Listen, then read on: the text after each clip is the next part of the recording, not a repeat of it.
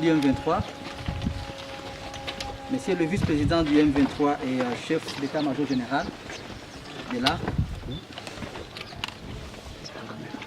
Messieurs les membres de l'exécutif, chers camarades cadres du mouvement, chers invités chevaliers de la plume et du micro,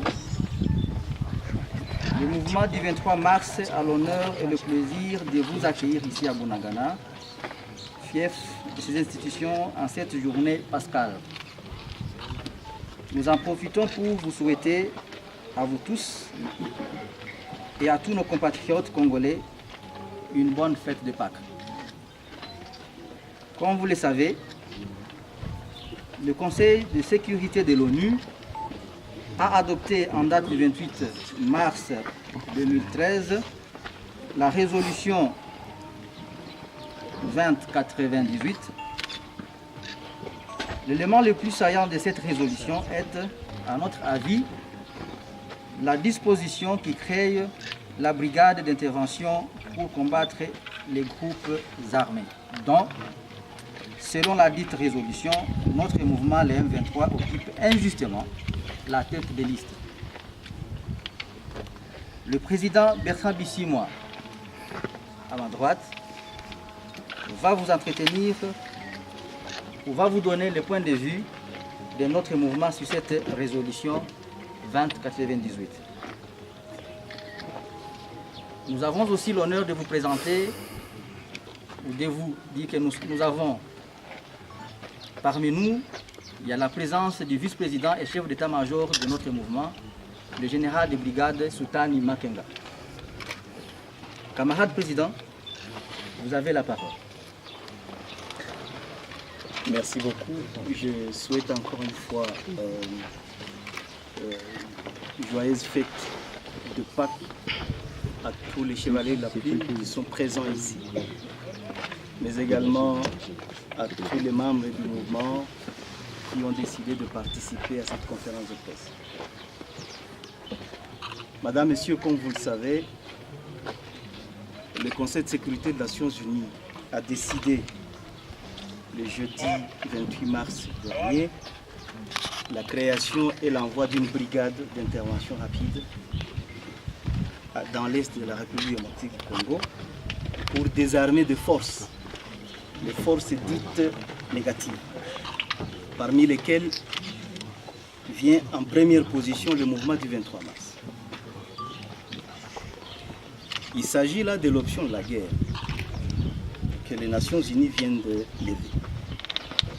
Désormais, les forces de l'organe de la paix feront la guerre au groupe des citoyens congolais qui réclament la bonne gouvernance dans leur pays, y compris ceux qui sont en pourparlers avec le gouvernement du Congo pour résoudre des questions de société.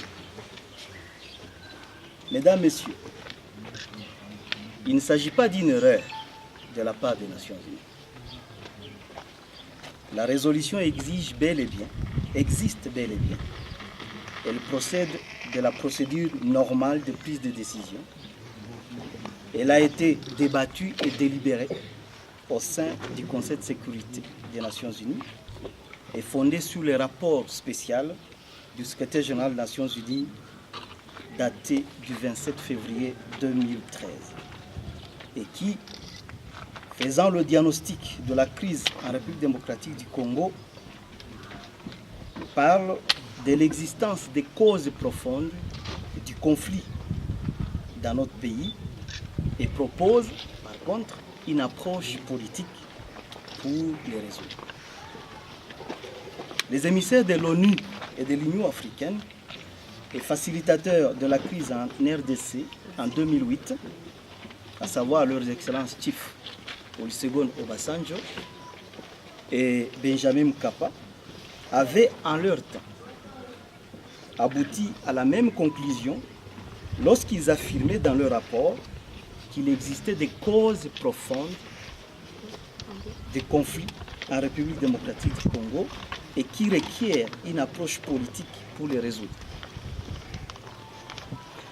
Malheureusement, en lieu et place d'encourager une solution politique en apportant un appui substantiel aux négociations de Kampala, les Nations Unies choisissent de faire la guerre contre l'un des partenaires pour la paix, au risque de compromettre la sécurité des citoyens qu'elle dit pourtant avoir le mandat de protéger.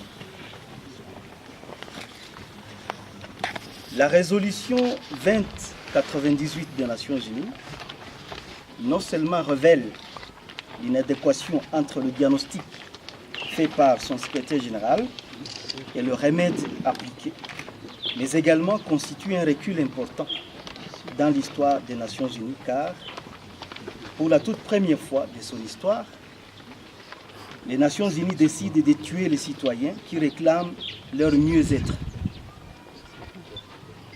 Dans cette situation, elles devront se préparer à faire la guerre contre le peuple congolais tout entier, car aucun citoyen n'est prêt à courber l'échine devant un régime qui l'appauvrit, la femme, le viole et le tue.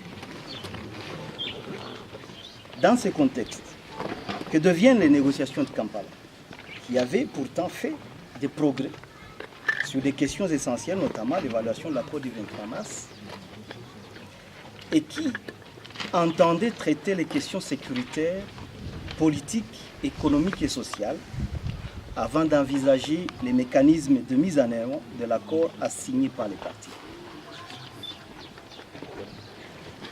Quant à nous, le mouvement du 23 mars, nous restons convaincus, et cela contre l'avis des États du monde réunis au sein des Nations Unies, que la guerre est loin d'être la solution aux problèmes de notre peuple.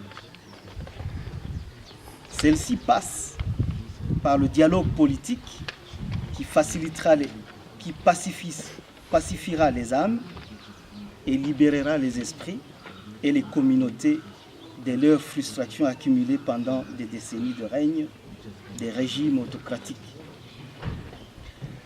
Nous continuons à prêcher la paix. N'en déplaise aux faiseurs de la guerre, c'est notre choix et nous l'assumerons jusqu'à notre dernier soupir. Le gouvernement congolais est connu pour ses habitudes à fuir le débat constructif sur des questions d'intérêt national au profit des conciliabules raccourcis et sans lendemain qui font oublier le problème, l'entretiennent et le pérennisent. La persistance de ce problème a toujours servi de justification au cycle des rébellions. C'est par ironie que le gouvernement congolais décline souvent sa responsabilité dans de telles situations et se sert des pays voisins comme bouc émissaire.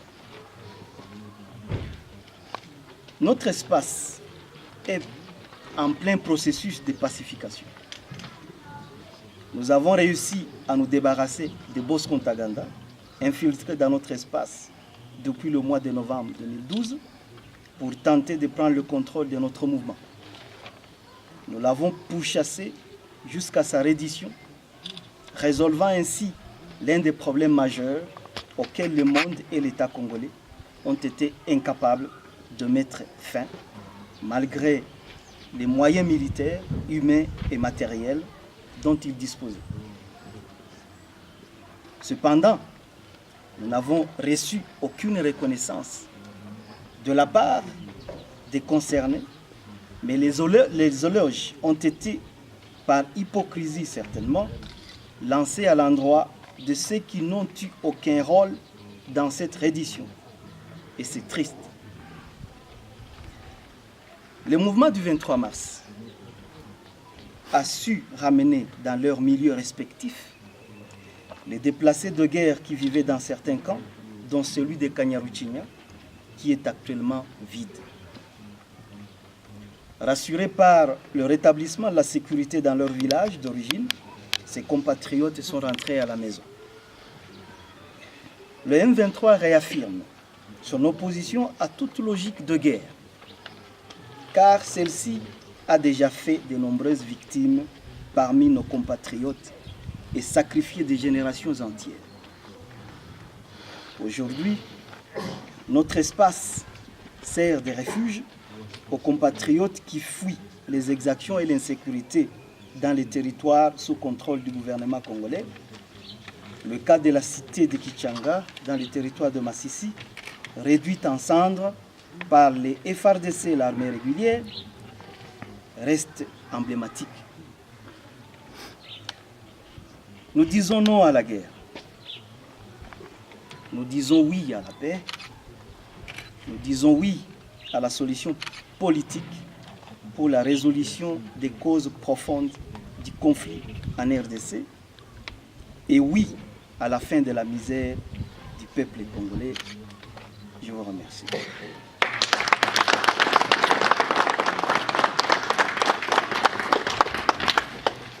Merci, Monsieur le Président. Vous avez tous suivi le discours du président Bissimo. Il est temps maintenant de passer aux questions. À tous les journalistes qui sont présents, nous vous souhaitons tous la bienvenue. Et vous tous, les membres qui êtes venus suivre cette conférence de presse, nous vous invitons tous à être attentifs et de bien vouloir commencer par poser vos questions, qui pourront aussi recevoir de réponses. Welcome to all of you who have come to this press conference. Thank you for your great attendance. We would like now to have the opportunity to give the opportunity to all of you to ask your questions.